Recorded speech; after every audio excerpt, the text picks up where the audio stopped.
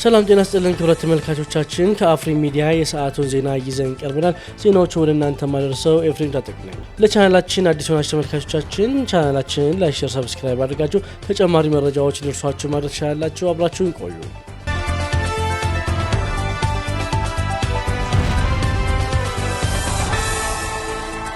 በሐሰተኛ የቴሌግራም አካውንት የአመራሮችን ፎቶ በመጠቀም ችግር ገጥሟቸው ሆስፒታል ሰው እያስታመሙ ነው በማለት ነጋዴዎችን ገንዘብ ሲያስልኩ የነበሩ ግለሰቦች በቁጥጥር ስር ዋሉ። በሚዛን አማን ከተማ አስተዳደር ስውር የቴሌግራም አካውንት በመክፈት በአመራር ስም ከንግዱ ማህበረሰብ ገንዘብ ሲሰበስቡ የነበሩ ግለሰቦችን በቁጥጥር ስር አውሎ ምርመራ እያካሄደ መሆኑን ፖሊስ አስታውቋል። ግለሰቦቹ የአመራሮቹን ፎቶ ፕሮፋይል በማድረግ የቴሌግራም ፌክ አካውንት በመክፈት ሐሰተኛ መረጃዎችን በማሰራጨትና አመራሩ ማህበራዊ ችግር ገጥሞት ገንዘብ እንደሚያስፈልገውና ገንዘብ እንዲልኩ በመግለጽ ከንግዱ ማህበረሰብ ገንዘብ ሲያሰባስቡ የነበሩ ግለሰቦችን በቁጥጥር ስር መዋሉን ደቡብ ምዕራብ ኢትዮጵያ ሕዝቦች ክልል የሚዛን አማን ከተማ ፖሊስ አዛዥ ኮማንደር ምናሉ ታደሰ ተናግረዋል። አጭበርባሪዎቹን በቁጥጥር ስር የመዋልና ለሕግ የማቅረቡ ስራ ተጠናክሮ የሚቀጥል መሆኑን የገለጹት ኮማንደር ምናሉ ህብረተሰቡ በተለይ የንግዱ ማህበረሰብ ከነዚህ አጭበርባሪዎች ራሱን መጠበቅ እንዳለበትም አሳስበዋል።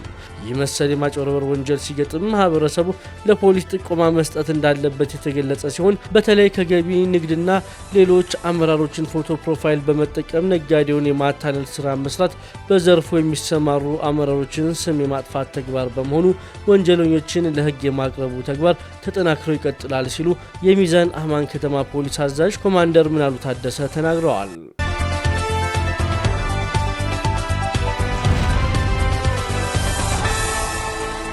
በሐዋሳ ከተማ በማርበርግ ቫይረስ የተያዘ ሰው መገኘቱን የጤና ሚኒስቴር ተናገረ። ግለሰቡ በጂንካ ከተገኘው የመጀመሪያው የማርበርግ ቫይረስ ተጠቂ ጋር ንክኪ የነበረውና ወደ አካባቢው ተጉዞ ወደ ሐዋሳ ተመላሽ የነበረ ነውም ተብሏል።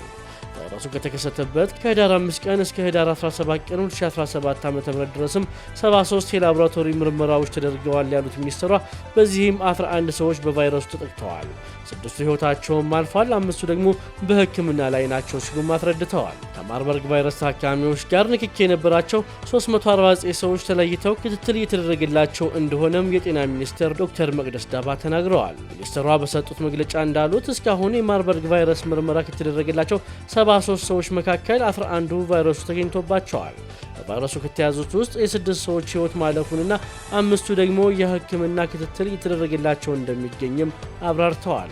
ከታካሚዎች ጋር ንክኪ የነበራቸው 349 ሰዎች ተለይተው ክትትል እየተደረገላቸው ሲሆን ከነዚህ ውስጥም 119 ሰዎች ነፃ መሆናቸው ተረጋግጦ ከማዕከል መውጣታቸውን ጠቁመዋል። የማርበርግ ቫይረስ ለመከላከልና ለመቆጣጠር ብሔራዊ ግብረ ኃይል ተቋቁሞ በትኩረት እየሰራ መሆኑንም አጽንኦት ሰጥተዋል። የኢትዮጵያ ሕብረተሰብ ጤና ኢንስቲትዩት ዋና ዳይሬክተር ዶክተር መሳይ ኃይሉ በበኩላቸው የቫይረሱን ስርጭት ለመቆጣጠር ከሚመለከታቸው አካላት ጋር በቅንጅት እየተሰራ ነውም ብለዋል። በየኬላዎች የሚደረገውን ቁጥጥር የማጠናከር የቅኝት ስራዎችን የማስፋትና ለህብረተሰቡ ግንዛቤ ማስጨበጥ ላይ ትኩረት ተደርጓልም ነው ያሉት። ማህበረሰቡ ከጤና ሚኒስቴር የሚሰጡ የጥንቃቄ መመሪያዎችን በመተግበርና ጥቆማዎችን በመስጠት ኃላፊነቱን እንዲወጣም ጥሪ አቅርበዋል።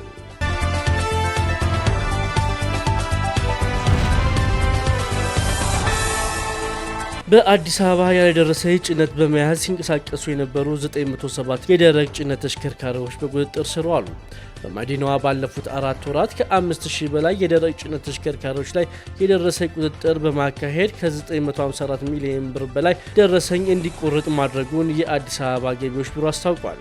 የአዲስ አበባ ከተማ አስተዳደር ገቢዎች ቢሮ በ2018 በጀት ዓመት 4 ወራት በ5203 የደረቅ ጭነት ተሽከርካሪዎች ላይ የደረሰ ቁጥጥር ማካሄዱንም ገልጿል።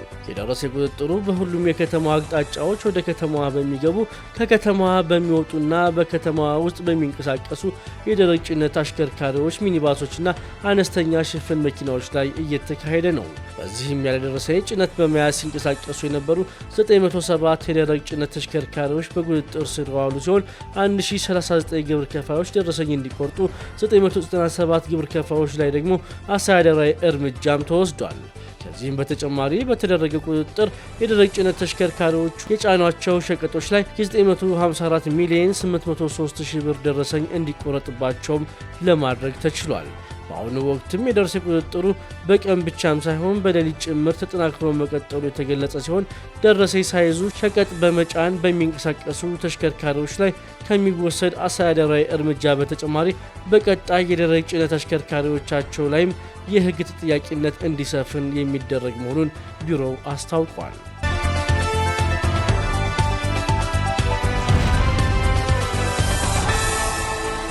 ክቡራን ተመልካቾቻችን ለሰዓቱ ይዘንላችሁ የቀረቡ ዜናዎች የሚመስሉ ነበር። ለቻናላችን አዲስ ሆናችሁ ተመልካቾቻችን ቻናላችንን ላይክ፣ ሼር፣ ሰብስክራይብ አድርጋችሁ ተጨማሪ መረጃዎች ሊደርሷችሁ ማድረግ ትችላላችሁ። ዜና ያደረስኩት እኔ ፍሬም ነበርኩኝ። መልካም ጊዜ